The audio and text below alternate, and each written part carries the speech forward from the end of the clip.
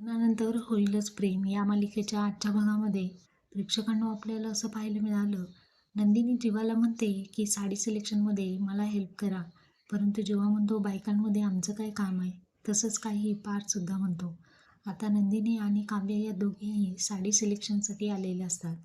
पार्थ किचनमधून भाज्यांचा रंग जो असतो त्या कलरवरून तिला सजेस्ट करत असतो, या कलरची साडी घे. तसंच जीवासुद्धा जिन्यावरून नंदिनीला सजेस्ट करत असतो, ही साडी छान आहे, ती साडी नाही आहे.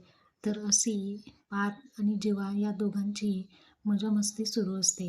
कारण हे दोघंही तिथे फ्रंटला येऊन बसत नाहीत. मानिनी पाहते आणि या दोघांची मज्जा घेते.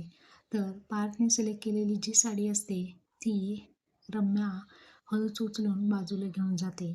आणि अशा पद्धतीने आता रम्या या लग्नामध्ये आता वेगळंच कांड करणार आहे प्रेक्षकांनो, ते आपल्याला येणाऱ्या भागामध्ये समजेल.